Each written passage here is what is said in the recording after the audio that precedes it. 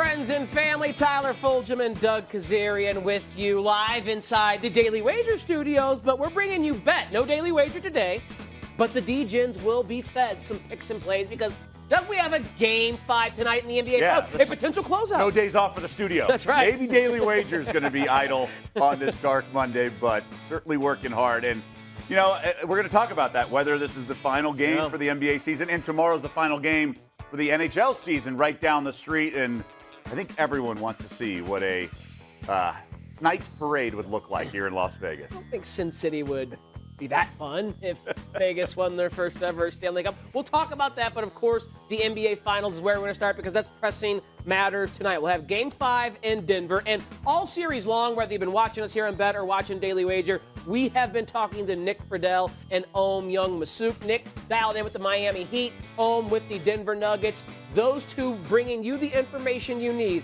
ahead of Game 5 tonight.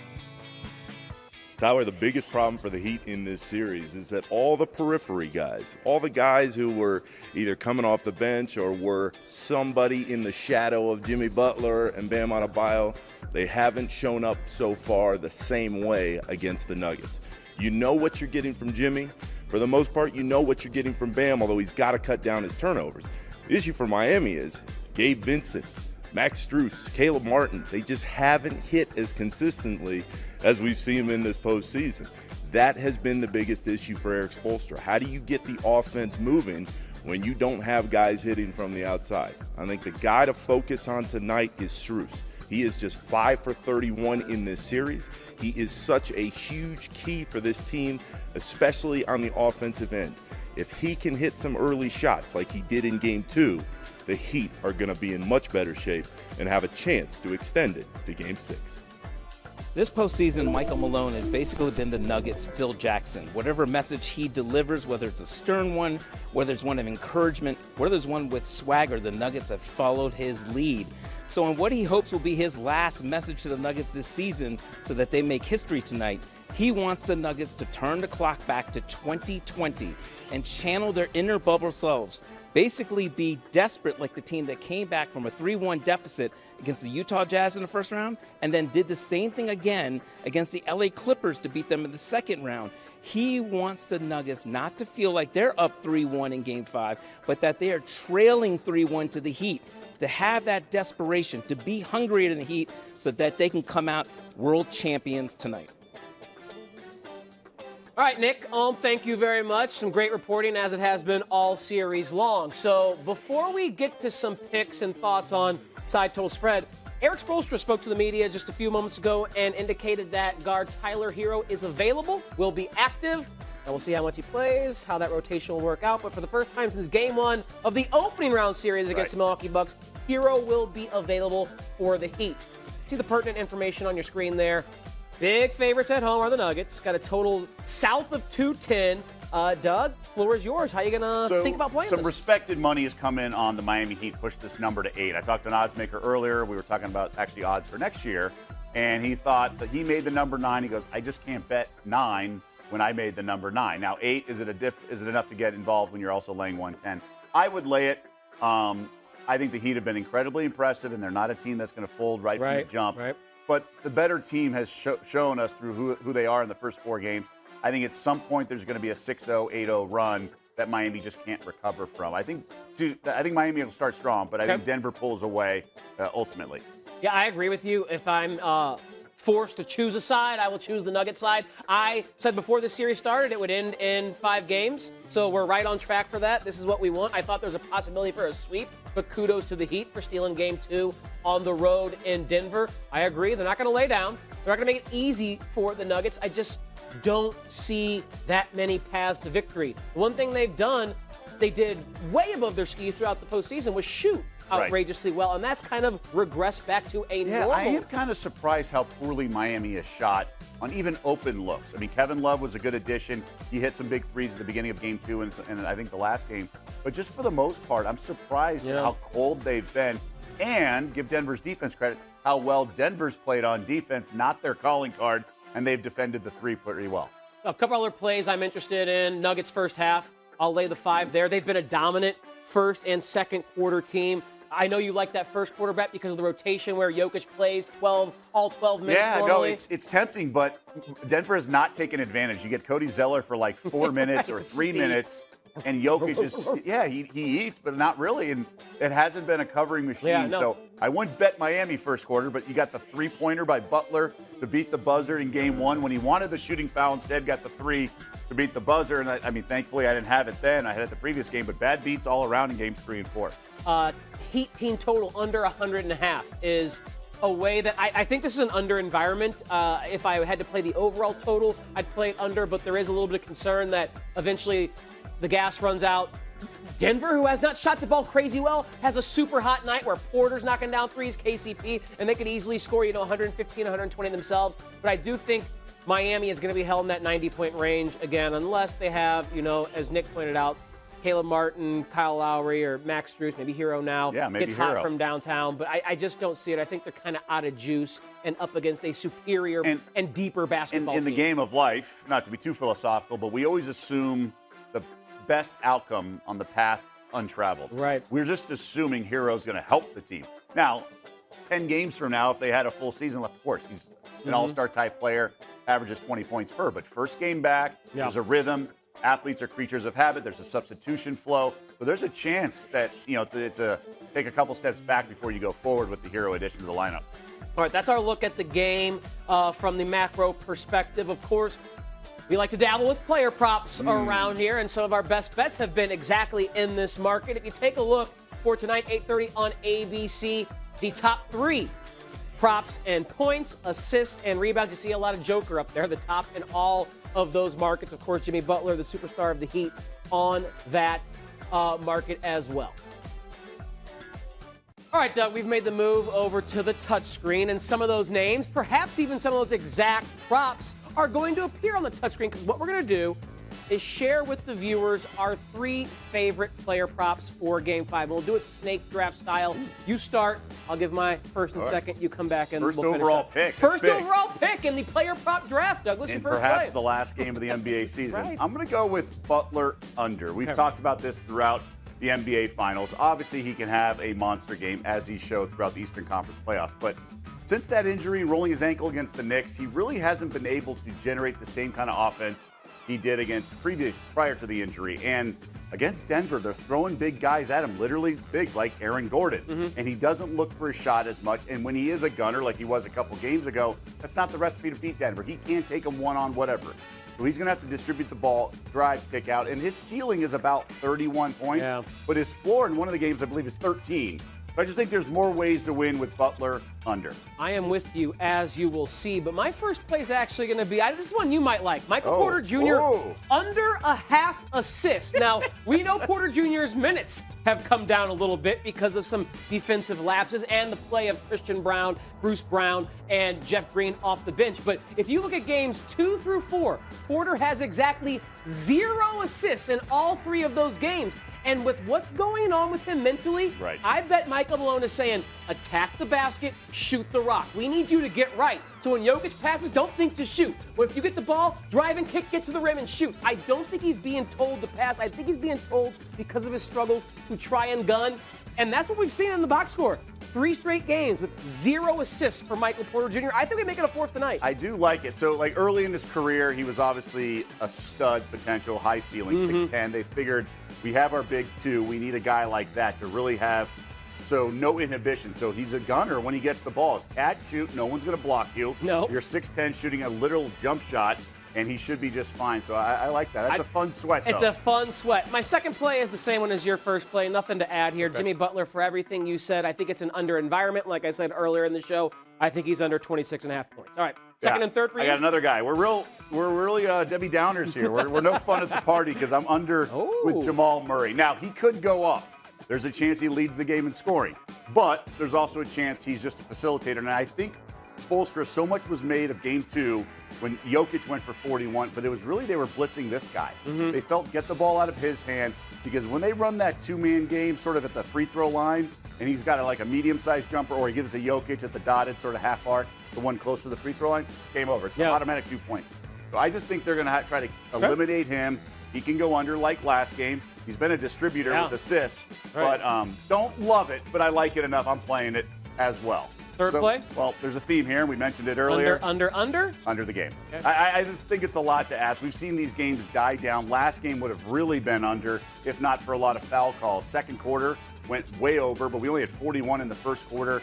I just think the high of a quarter is about 57-ish, and the low is like 42 or so. I just don't think we can get to 209.5. I'm with you. I like an under environment. I like isolating the Heat side because I think that offense has really struggled. My third play, it somewhat correlates with your second. Okay. I like Jamal Murray over 13.5 rebounds and assists. He has become that distributor. Wow. 10 or more dimes in each and every game this series. He also will be out there for 40-plus minutes, so he can run into 4, 5, 6 rebounds. So every game so far this series, all 4, he's been over 13.5. He's had at least 14 rebounds and assists. So if he is not doing the bulk of the scoring, filling up the box score with these hustle stats and these distributor stats, I think a way that we can isolate or leverage what Murray has done well in this series. How many missed jumpers do you think you're going to need someone off a quarter pass?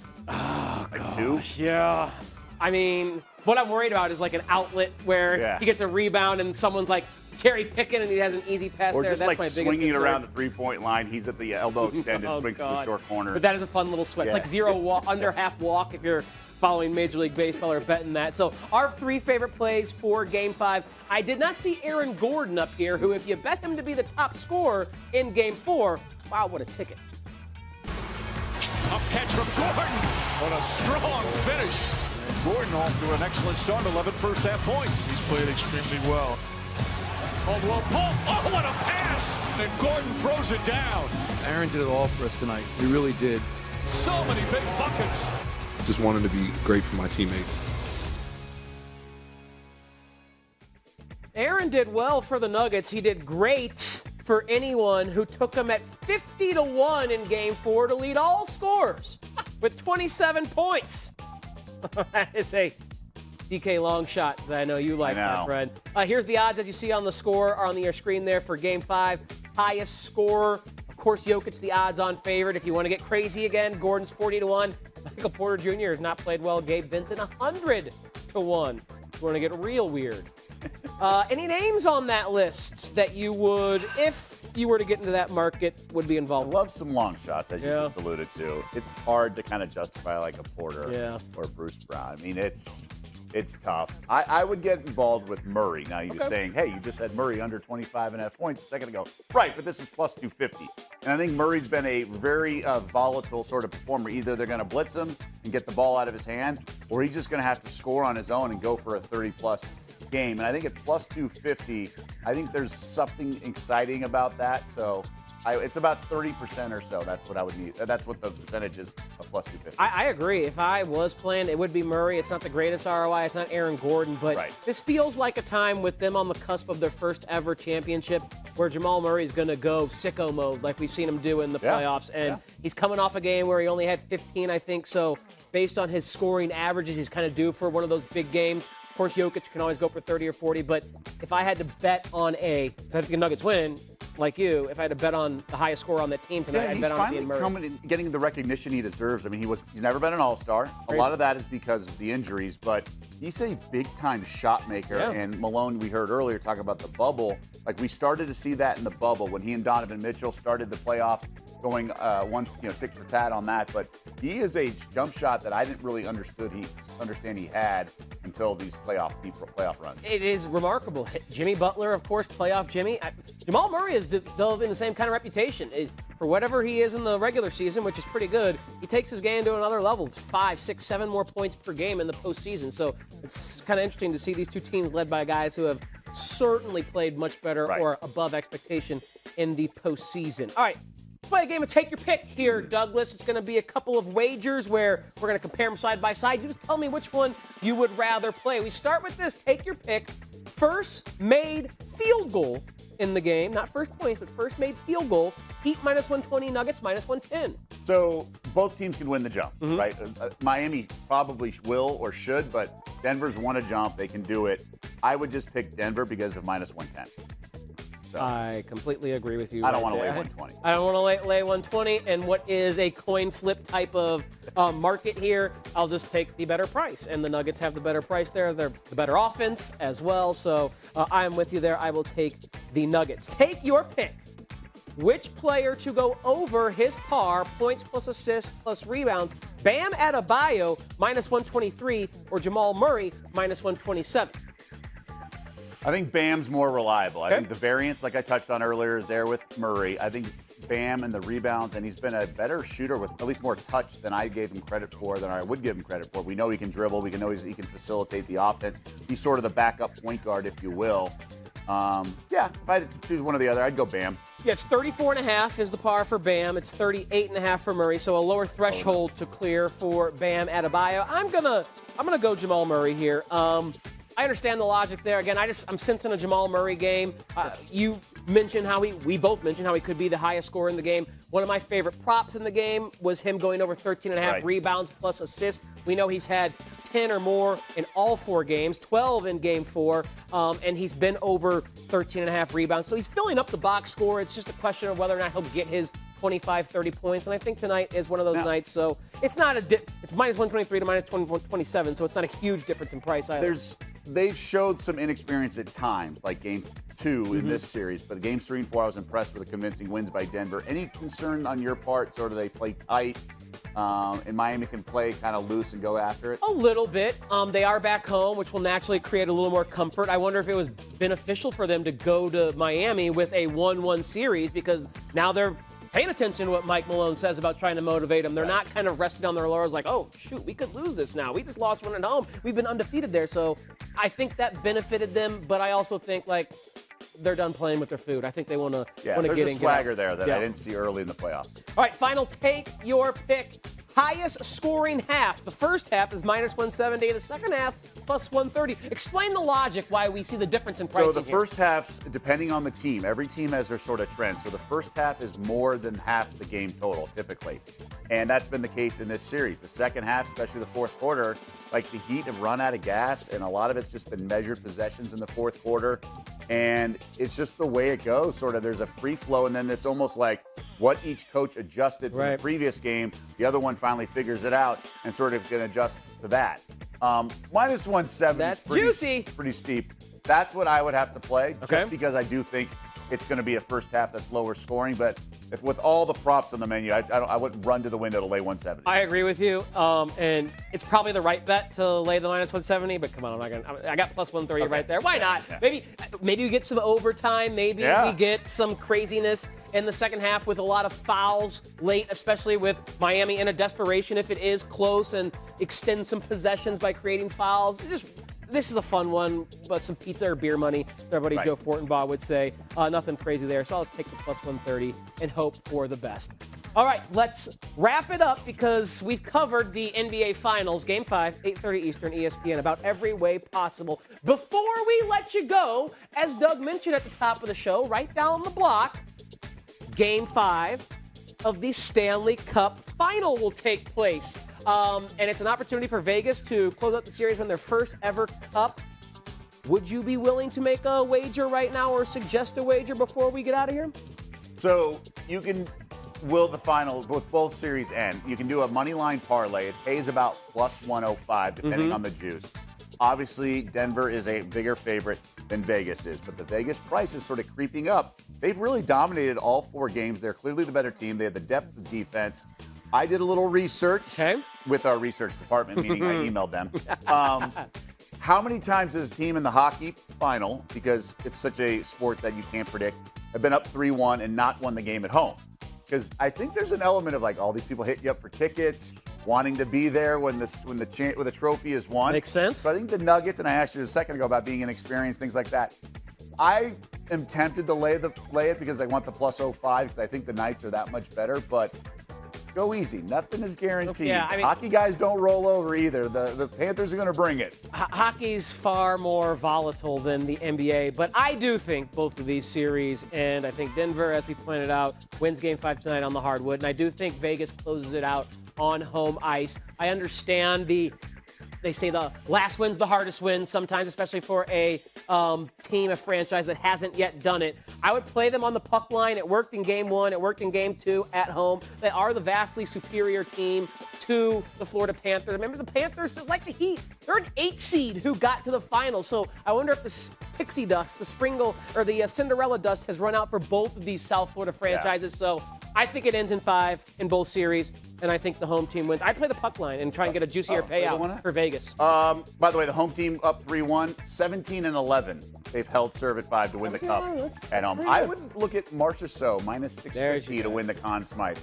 I know it's a big price, but it beats Knights at minus 1,400. I think it's a foregone conclusion that he wins if they win the cup. All right, that'll do it for Bet Everyone. Doug Kezirian, Tyler Fulghum, wishing you the best. Enjoy Game 5 of the NBA Finals tonight.